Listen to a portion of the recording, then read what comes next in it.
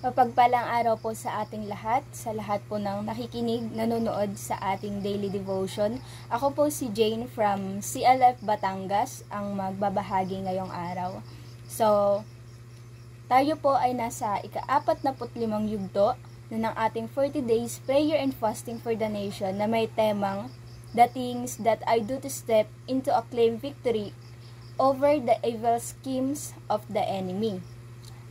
Sa Tagalog po ay ano yung ginawa ko na step o hakbang para hindi magtagumpay ang mga pandaraya o gawa ng kaaway. Ayan, napakagandang tema po. So, bago po ang lahat ay tayo po muna ay manalangin. Yes, Lord God, hallelujah Jesus, hallelujah Lord God. Ama, salamat Panginoon sa araw na to, sa buhay ng bawat isa Panginoon, sa magandang tema, Panginoon, na pinagkaloob mo ngayong araw. And Lord God, we ask your wisdom, knowledge, understanding, Panginoon, upang maunawan at maintindihan namin ang ibabahagi ngayong araw, Panginoon. And Lord God, patuloy na pangunahan niyo po ako, Panginoon. Ikaw ang mag-speak, O God, ngayong araw. And Lord God, patuloy na ikaw ang siyang kumilos sa gawain ito, Panginoon. And Lord God, patuloy na patatagin niyo po kami sa mga problema, pagsubok, at anumang ginagawa ng kaaway, Panginoon, sa buhay namin. Anumang mga plano, Panginoon, ng kaaway, O God, patuloy na ikaw ang siyang magbigay ng lakas, ng tatag sa amin, Panginoon. And Lord God, patuloy na ikaw ang siyang yumakap sa amin, Panginoon, upang hindi kami makabitaw, Panginoon. Patuloy na, Lord God, ipaalala mo sa amin ang iyong mga pangako, Panginoon, na tunay na aming mapapaghawakan, O God. Thank you, Lord God, sa araw na to, Panginoon. Patuloy na itinataas namin sa iyo ang gawain na ito. Sa iyo ang lahat ng kapurihan. Pasasalamat. In Jesus' name, Amen. So, meron po ako ritong dalawang experience na doon ako sinubok. At doon sinubukan ng kaaway na mandaya at manira. Ito yung dalawang experience na nagpapansin ng kaaway para kami ay sirain at guluhin. Ito po ay relasyon sa aking magulang at ACADS po sa aking pag-aaral. So, relasyon sa aking magulang. Napansin ko po before na ang pag-attend ko sa simbahan at mga gawain ay nagiging way ng kaaway para guluhin at sirain ang relasyon ko sa aking magulang. Lalo na at nakikita ng kaaway na ako po ay nagpapatuloy sa paglilingkod sa Lord at lumalago sa kanyang gawain. Ang kaaway po talaga ay gumagawa ng way para masira yung tiwala sa akin ng parents ko. Sabi nga po sa John 10 verse 10, andyan ang kaaway para magnakaw, pumatay at manira. Kaya gagawin talaga ng kaaway para hadlangan tayo, lalo na kung tayo ay malapit sa Panginoon. So, ang step na aking ginawa to overcome this situation at para hindi magtagumpay ang gawa ng kaaway, mga simpleng pagsunod sa gawaing bahay at paggalang sa kanila. Pinapakita ko sa kanila yung isang lingkod ng Diyos na bilang kabataan at anak, dapat ay sinusunod natin at iginagalang ang ating magulang. Dahil ito po ang nakasulat at dapat gawin bilang kabataan at anak. Sabi nga po sa Efesos 6 verse 1-2, mga anak, sundin ninyo ang inyong mga magulang sa Panginoon, sapagkat ito ang nararapat, igalang mo ang iyong ama at ina, ito ang unang utos na may kalakip na pangako.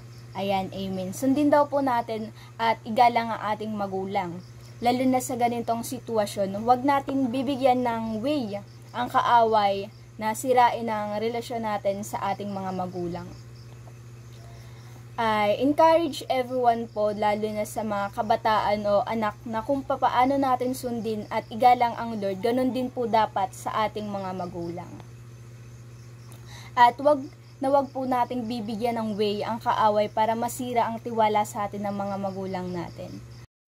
So, next po ay sa aking pag-aaral.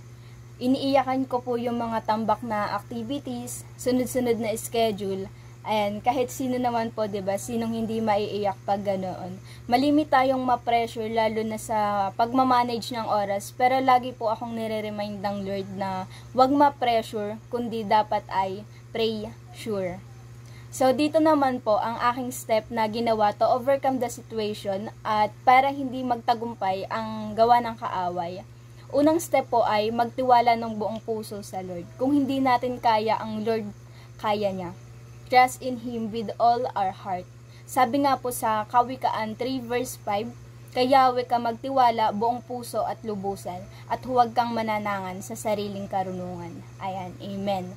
And second step naman po ay ipagkatiwala po natin sa Lord ang anumang ating mga alalahanin, because He cares for you po.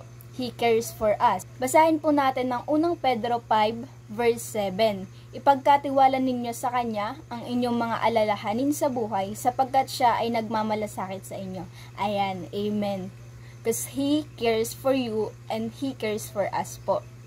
Kaya ipagkatiwala po natin sa Lord ang anumang ating mga alalahanin. Kung pangungunahan tayo ng ating takot, pagdadoubt, palaging andyan at palang kaaway para tayo ay guluhin at sirain, para tayo ay i-distract. Alam ng Lord yung mga bagay na kung saan mahina tayo pero never niya tayong binigyan ng pagsubok na di natin kayang mapagtagumpayan. I encourage everyone po na wag ma-pressure kundi pray sure. Ibigay natin sa Lord yung mga bagay na hindi natin control, because God is in control. Sabihin natin na, Lord, Ikaw na po ang bahala. At sa tuwing sinasabi po natin na, Lord, Ikaw na po ang bahala, ang kaaway po ay nanginginig na sa takot dahil ipinagkatiwala na po natin sa Lord. At ayun lamang po ang isi-share ko ngayong araw. So, tayo ngayon po ay samahan niyo po ako sa ating closing prayer. Yes, Lord God, hallelujah Jesus, hallelujah Lord God. Ama, salamat po sa mensaheng binaba ngayong araw, Panginoon. Patuloy na, Lord God, Ikaw ang siyang kumilos, ang siyang manguna, Panginoon. Patuloy na patatagin niyo po kami, Panginoon, sa anumang plano, gawa ng kaaway, Panginoon, sa buhay namin, O God. We know na Ikaw po ay nagki-care sa amin, Panginoon. At Lord God, patuloy na ipinagkakatiwala namin sa iyo ang lahat. Patuloy na nagtitiwala kami, Panginoon, sa iyo ng buong puso, Panginoon. Ikaw ang Diyos namin, Panginoon, na mabuti. Ikaw ang Diyos namin na makapangyarihan, Panginoon. Alam namin na hindi mo kami hahayaan, Panginoon, na bumagsak. Hindi mo kami hahayaan na mapalayo sa iyo, Panginoon. At lalong hindi mo hahayaan na magtagumpay, Panginoon, ang gawa ng kaaway, Panginoon, sa buhay namin. Kaya, Panginoon, salamat, Panginoon, sa araw na ito, Panginoon.